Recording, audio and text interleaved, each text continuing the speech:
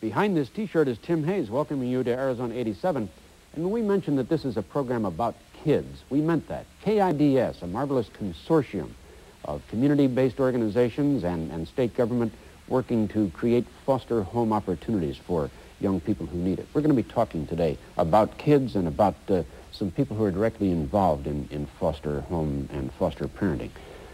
It's a delight to welcome back a young man who's become sort of an annual guest on Arizona 87, Michael Jacobs, who is the coordinator for the Kids Foster Care Consortium. Michael, nice to welcome you back. Oh, it's nice to be Shoes here. and all, it's nice to have you here. Joining us, too, are some very special people, a family, and that's really the burden of what we're talking about today, the opportunity to create a family. Al Nieto, who is a casework supervisor with the Division for Developmental Disabilities in the Department of Economic Security, is totally apart from that and purely as an individual, a single foster parent. Al, nice to welcome you here this morning. Thank you. Nice to share your story with us. We also need to meet Al's family. First, I want you to meet Tyler Nieto. Forgive me, Tyler.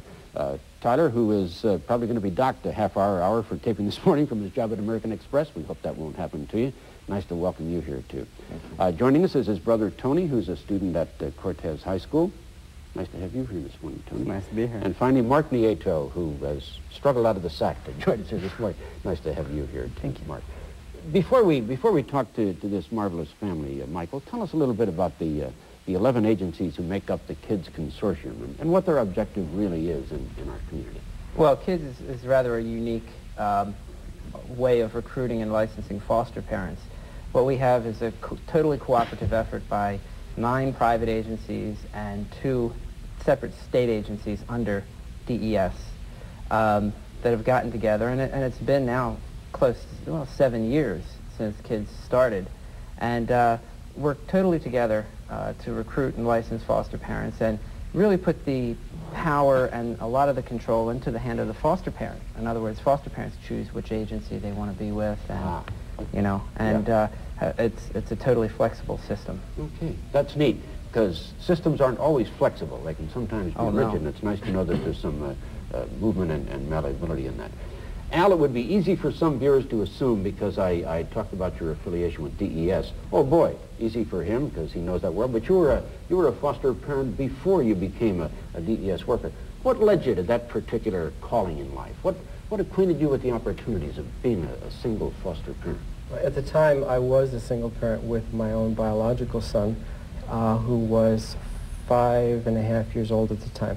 He lived with me for 5.5 years. I was a single parent.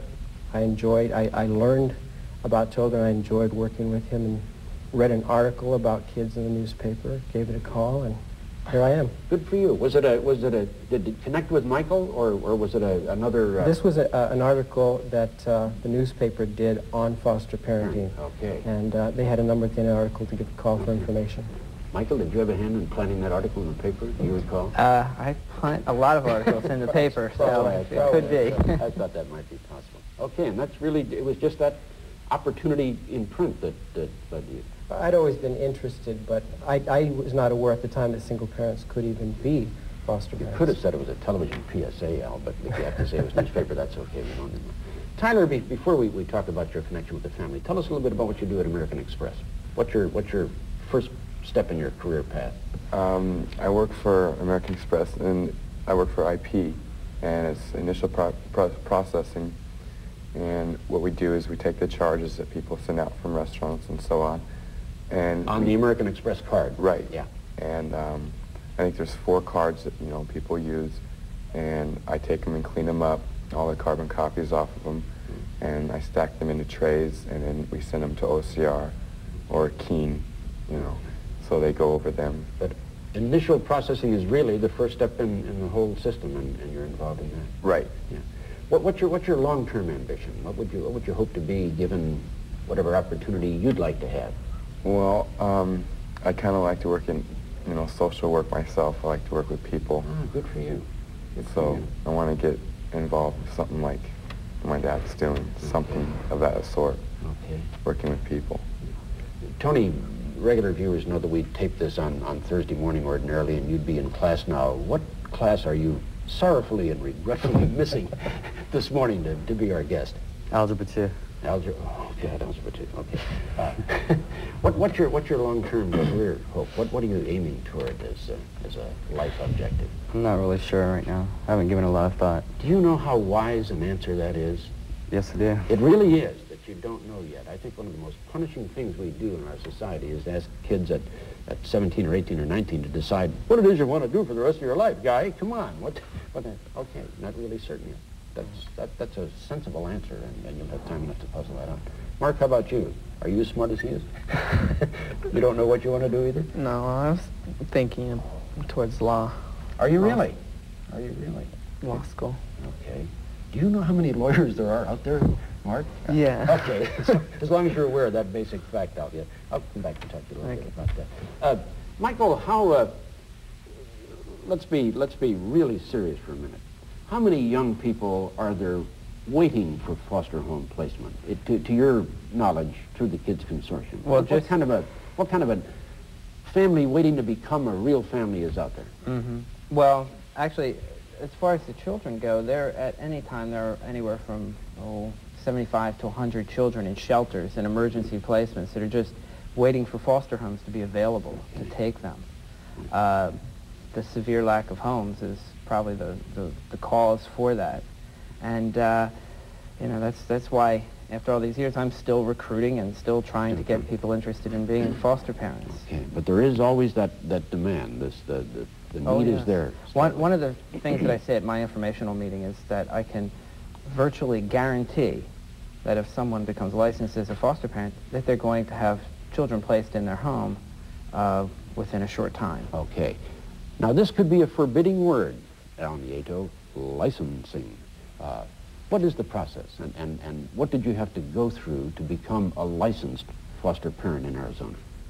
To become licensed, you have to attend a certain number of hours of training to begin with, at which time the people presenting the class get to know you. You do a complete autobiography, your background. You present lay it all out, do you? Everything. Yeah. You give references, personal references. You're fingerprinted, FBI check for the background, local. They do contact all the references provided, your employment. You have to show that you're financially solvent to at least support yourself, and you're not doing this for any kind of financial interest. Yeah. It is very involved. Okay. It's involved, but it's not really forbidding. From my standpoint, as I hear it, it's awfully reassuring. Absolutely. Because it tells us that some care and concern about these young people is being exercised before they are placed, that there's some knowledge and understanding. Most definitely. Okay. We probably have the best training of foster parents in the country. And really, in Arizona? Yeah, or are you talking about your the way consortium? that I found that out is from foster parents from other parts of the country. You know, our population is from all over the country. Oh, sure. So we have foster parents who have had years of experience in other areas come to Phoenix and go through the training, because they have to start from the very bottom, the basics here, and have reported back to me after they've become licensed that our training was so much more inclusive. It was more comprehensive. It was much better training than where they came from. That's good news. It speaks well not only for our system, but for the parents who are involved in the fostering process. Mark, is he okay? Is he a decent single parent? Yeah. Okay. So. You'd say so? Good. I wasn't saying that to be funny or to get a blush out of you. I really didn't know that. Tyler, how long have you been a foster son? A foster son for about a year now. Okay. I've been in foster care for probably about 4 years. All right. And I just, recently got adopted a year ago.